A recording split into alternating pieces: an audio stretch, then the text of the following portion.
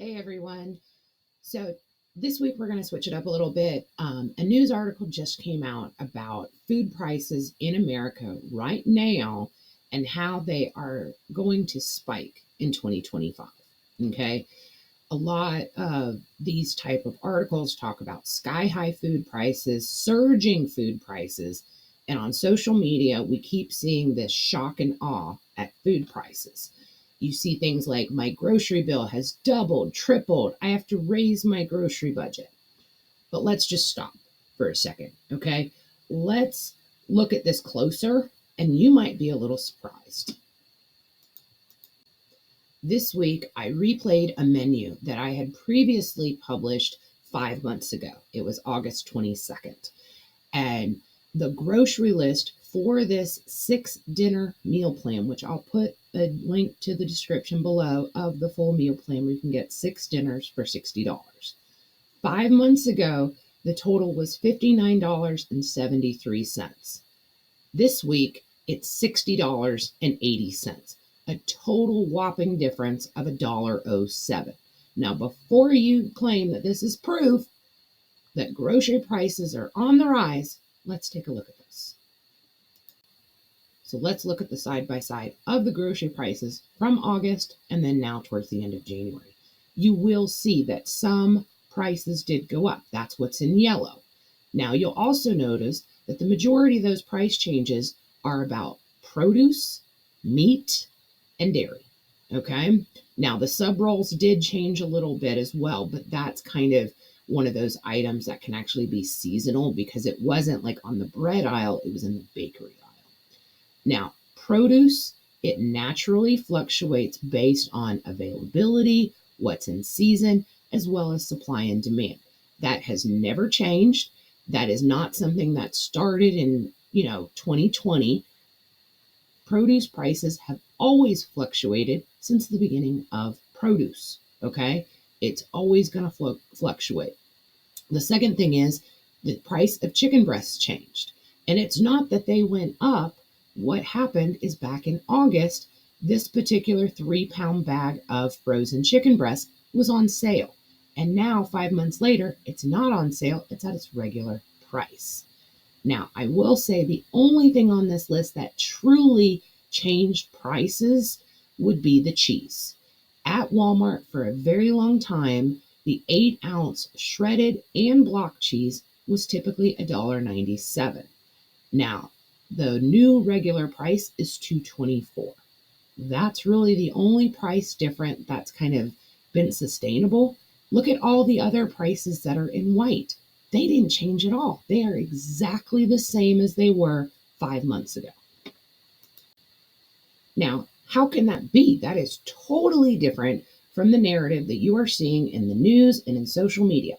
How is it possible that prices are actually staying the same? There's no surge, there's no skyrocketing, there's no huge price increases in the last 5 months. Well, if you really want to know why no one talks about this, then I want you to stick around. But be prepared.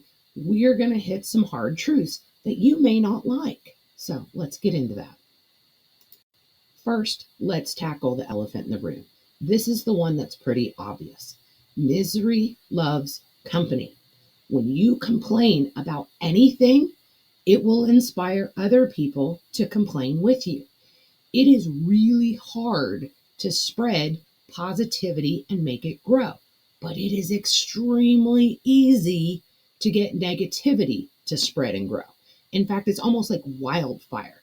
All you need is a little spark, and before you know it, and whether you intended to do so, you have set the whole forest on fire. Okay? And then what's really great is if you look at all the negative things that you are exposed to right now, and the majority of it is politics and government, it's huge. It's all over the place. You cannot go anywhere on social media without seeing these little infographics and these memes and just all this information. But how do they get to relate to every person on social media? Well, they're not necessarily talking about high level policy or politics. What they're talking about is stuff that everyone can relate to. And whether you realize it or not, everybody buys groceries or food. So it is a neutral starting ground to then start pissing you off. Now, you can't control what other people are putting out there, but you can control your reaction. And part of this reaction is called comparison bias. Most of us remember the panic buying, the shortages that happened in 2021 and 2022. So, as a survivor of this time period, you naturally want to brace yourself in case it happens again. So, just like if you had experienced an earthquake once in your life, your brain and even your physical body is going to have a natural reactive response whenever you feel the slightest unexpected tremor. And this is actually a form of PTSD or post traumatic stress disorder. When something stresses you out once, it can trigger that same response even years later. And just like anxiety and panic attacks, they don't have to be logical. Okay. And most of the time, for me at least, it's not logical at all. So even though I know something is not correct, my brain is going to overthink it. My body is going to react to it. And it's just because I am preparing myself to not have that same issue, but I'm causing myself stress. So you see how I mean that this is like a circle? So I feel like we are preparing ourselves for worst case scenario. And instead of making it better, we're actually making it worse. Now, it is the first month of the year, okay? And what do people do at the beginning of the year? Well, a lot of them are looking at their finances for the past year. They're making New Year's resolutions. Oh, I'm going to start budgeting. I'm going to spend less. I'm going to save more. And they're looking at their numbers, which is great. But unfortunately, they're seeing normal everyday things like gas, rent, property taxes, insurance, and so much more has been steadily going up. Because a lot of those things, especially like property taxes and insurance, typically renew towards the end of the year. So it's fresh in our mind at the beginning of the year, and we really start going, ooh, I need to look at my numbers. Well, it makes the overall cost of living feel higher. So I'm not saying that it is higher or that it seems higher, but it makes you feel like it is higher. And a lot of those things get lumped all together, including grocery prices. So even if grocery prices haven't really changed much, we have them on our budget with those other things. So therefore, we just say, oh, everything's going up. And also, our benchmarks for prices don't tend to change very often. Like my husband and I, we still talk about prices and paychecks and what we were able to buy 20 years ago.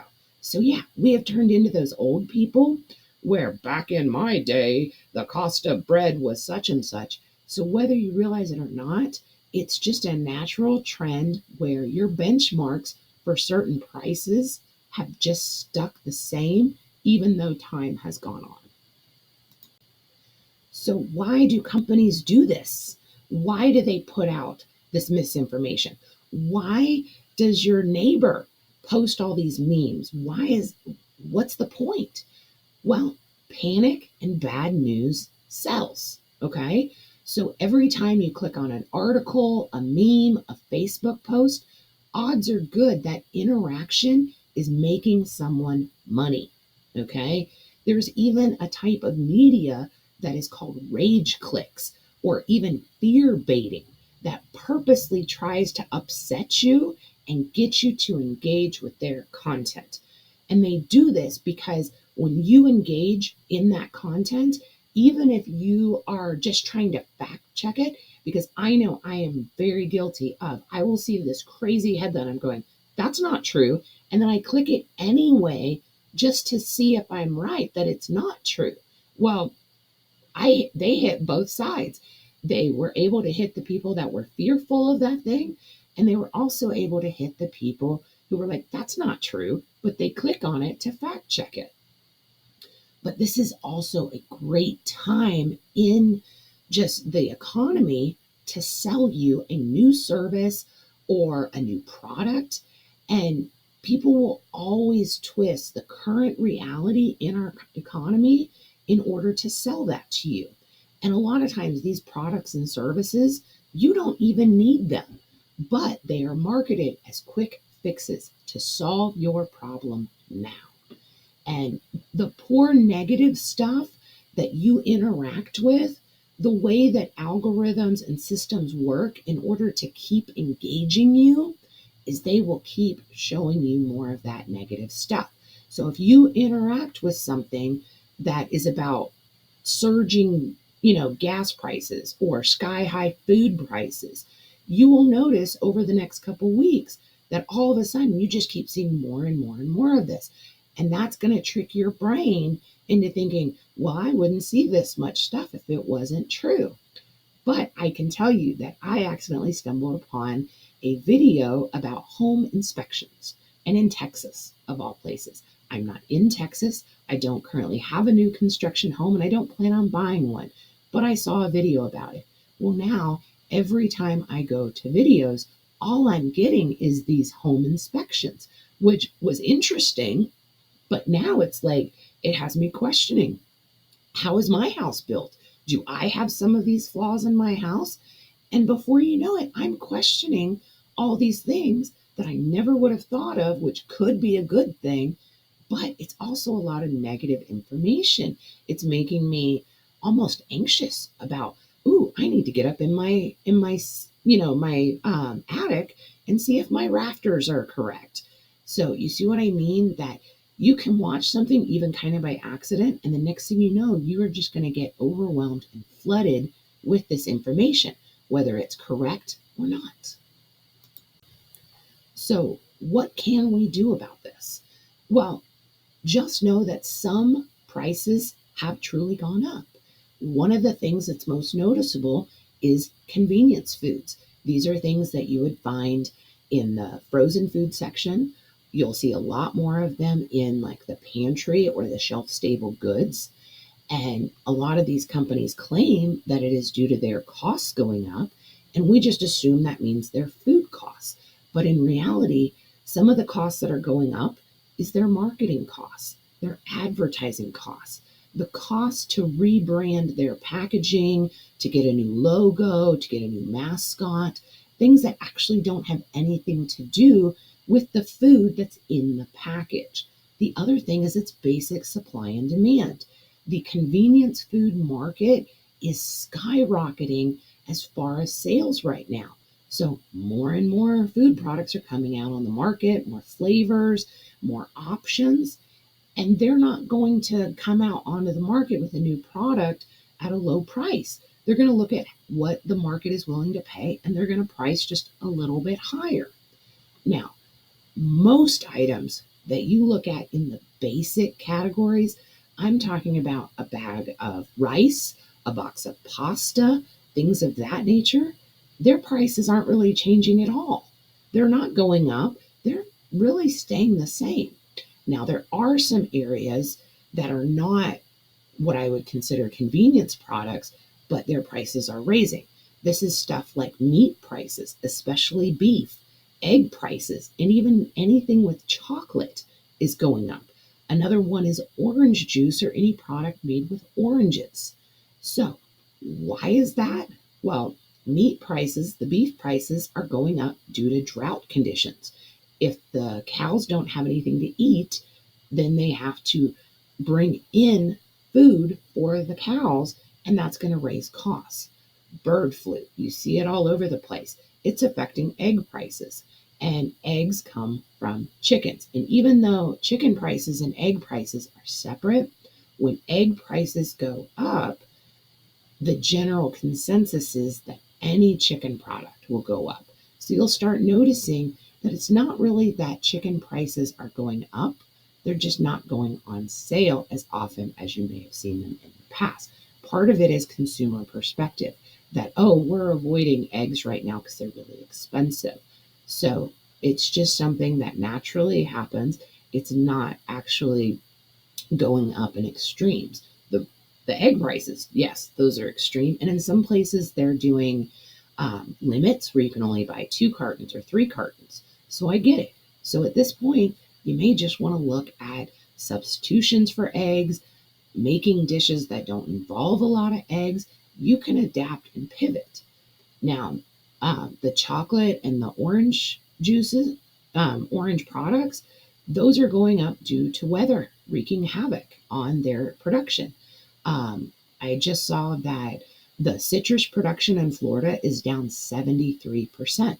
Well, it's supply and demand.